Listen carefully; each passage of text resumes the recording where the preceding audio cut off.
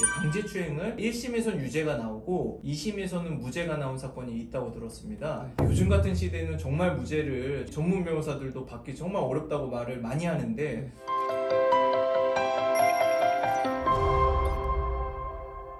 안녕하십니까.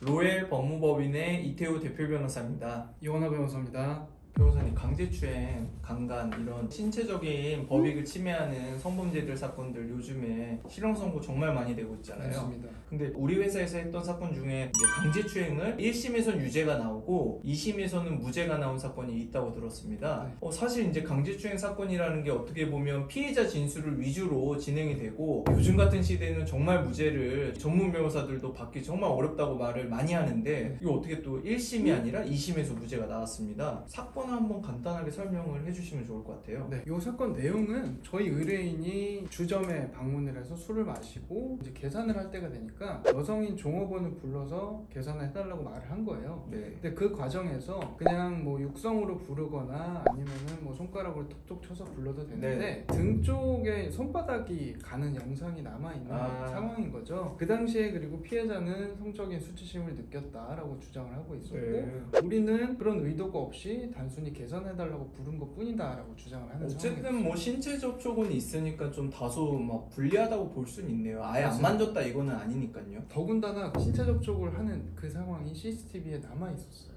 네. 굉장히 불리한 상황. 그러니까 뭐 경찰이나 검사님이 보셨을 때는 야 이거는 뭐 기소를 할 수밖에 없는 추행 사건. 맞다 이렇게 판단을 하신 거네요. 어쨌든. 맞습니다. 네네. 그게 또 왜 그러냐면은 피해자가 그 당시에 했던 얘기가 자기 속옷이 있는 브래지어 끈 부분을 만졌고 그리고 그 옆에 뭐 단순히 등이 아니고 옆구리 쪽에 손이 갔다든지 그 손길이 굉장히 불쾌했다든지 이런 진술을 했었고 1심에서는 실제로 그런 진술들을 완전히 받아들여서 유죄 판결을 선고를 했었거든요. 예. 실제로 이제 제가 여자라도 기분이 나쁠 것 같습니다.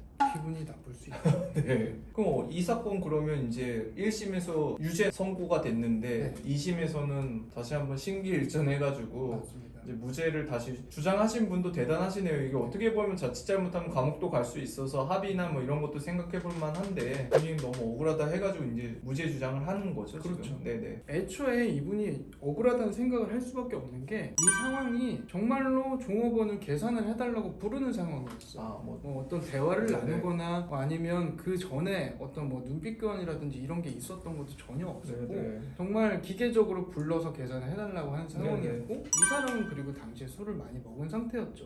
어떤 이제 상대방을 인식하거나 그런 상태가 아니었다는 점, 그 부분을 중점적으로 좀 주장을 하기 시작을 했고요. 그리고 만약에 CCTV가 존재한다 그러면 그 CCTV 분석을 변호사 입장에서는 굉장히 디테일하게 해야 됩니다. CCTV를 봤을 때 접촉하는 그 면적이 어떤지 그리고 접촉하는 시간이 어느 정도인지 그리고 접촉을 했을 때 상대방의 그 닿은 신체 부위는 어디에 해당하는지 그리고 피해자의 반응도 굉장히 중요해요. 피해자가 어떻게 반응을 보였는지 이런 것들을 전반적으로 주장을 했는데요. 저희 사건에서는 상대방을 부를 때 피해자는 비록 뭐 옆구리 쪽이나 속옷 끈 쪽을 만졌다고 주장을 하지만 CCTV 상에는 등 가운데 부분을 만진 걸로 나와요. 그리고 그 만졌다고는 하지만 만졌다고 보기가 어려운 것이 접촉 시간이 0.1초도 안 됩니다. 정말 갔다가 오는 수준인 거죠. 그럼 과연 이 상태에서 피해자가 불쾌감을 느꼈을 수 있느냐? 그러면 피해자가 불쾌감을 느꼈다고 한다면 곧바로 뒤돌아가서 항의를 하거나 이런 작업이 있었어야 되는데 CCTV 화면에서 전혀 드러나지 않아요. 부를 때도 피해자가 뒤돌아보지 않고 대답을 해요. 그렇다면은 그때 과연 피해자가 성적인 수치심을 느꼈었는지 그리고 이 행동이 성적 수치심을 줄 수 있는 행동인지 여부를 다르게 판단해야 된다는 주장을 한 거죠. 그래서 결과적으로는 피해자 진술이랑 가해자인 피고인의 진술이 엇갈려서 이제는 무죄가 나왔다. 맞습니다. 이렇게 볼 수 있고 강제추행의 고의도 없다고 해가지고 원심 파기하고 무죄 판결이 선고됐다 이렇게 보면 될까요? 맞습니다. 네네.